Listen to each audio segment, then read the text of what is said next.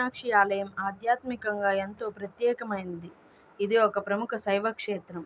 మధుర మీనాక్షి ఆలయం ఎంతో ప్రాచీనమైంది, అద్భుతంగా నిర్మింపబడింది. మధుర మీనాక్షి ఆలయంలోని మధుర మీనాక్షి అమ్మవారిని, సుందరేశ్వర స్వామిని దర్శనం చేసుకోండి, పరమ పుణ్యాన్ని సొంతం చేసుకోండి. మదురైలో అమ్మవారు మీనాక్షి అమ్మవారిగా మరియు స్వామివారు సుందరేశ్వర స్వామిగా దర్శనమిస్తారు. ఆలయంలో 4 ప్రధాన గోపురాలు ఉంటాయి. వీటిలో దక్షిణ గోపురం చాలా ప్రసిద్ధిగాంచింది. ఆలయ సమీపంలో పవిత్రమైన నీటి సరోవరం ఉంది. దీనికి పొట్టామారై కులం అని పేరు. ఇప్పుడు మనం స్థల పురాణం గురించి తెలుసుకుందాం.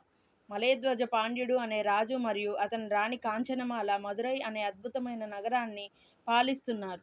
వారు సంతోషంగా జీవిస్తున్నప్పటికీ వారికి సంతానం లేకపోవడం వల్ల విపరీతమైన బాధతో ఉంటారు. వారు సంతానం కోసం ఎన్నో పూజలు, యాగాలు చేశారు. చివరికి వారు పెద్ద పుత్రకామేష్టి యాగం నిర్వహించేందుకు నిర్ణయించారు. పుత్రకామేష్టి యాగం సమర్థవంతంగా జరుగుతున్నప్పుడు అగ్నికుండం నుంచి ఒక చిన్న పాప అవతరిస్తుంది. అయితే ఈ పాప చాలా ప్రత్యేకమైనదిగా, పాపకు 3వ కన్ను ఉంది మరియు దివ్యమైన తేజస్సుతో కాంతించిపోతుంది. రాజు, రాణి ఆశ్చర్యపోతారు. కానీ ఒక దివ్యవాణి చెప్తుంది, ఈ పాప 3వ కన్ను ఆమె భర్తను కలిసినప్పుడు మాయమవుతుందని. రాజు, రాణి ఆ పాపకు మీనాక్షీదేవి అని పేరు పెడతారు. మీనాక్షి తల్లి చిన్న వయసులోనే అనేక రకాల శక్తులను ప్రదర్శిస్తుంది. ఆమె ఒక సాధారణ రాణి మాత్రమే కాదు, ఒక గొప్ప యోధురాలు, సైన్యాధిపతిగా మారుతుంది. ఆమె ధైర్యం, శక్తి మరియు సమర్థతతో రాజ్యం మొత్తానికి ప్రశంసలు అందుతాయి. మీనాక్షి తల్లి తన తండ్రి తరువాత మదురైని పరిపాలించడం ప్రారంభిస్తుంది. ఆమె పాలన అత్యంత శక్తివంతంగా మరియు రాజ్య విస్తరణ లక్ష్యంతో సాగుతుంది. రాణిగా మీనాక్షి తన పాలనలో చాలా దేశాలను జయిస్తుంది. అయితే ఆమె దేశం గడప దాటి ఉత్తర దిశగా పయనిస్తుంది. మీనాక్షి అనేక దేశాలను జయించి హిమాలయాలకు చేరుతుంది.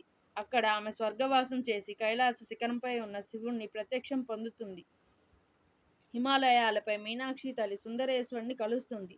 శివుణ్ణి చూసిన వెంటనే మీనాక్షి తల్లి 3వ కన్ను మాయమవుతుంది. అప్పుడు ఆమెకు అర్థమవుతుంది, శివుడు ఆమె భర్తగా నిర్ణయింపబడ్డాడు అని. శివుడు సుందరేశ్వరుడుగా తన రూపాన్ని పరిచయం చేస్తాడు. శివుడు మరియు మీనాక్షి వివాహం మదురైలో అత్యంత వైభవంగా జరుగుతుంది.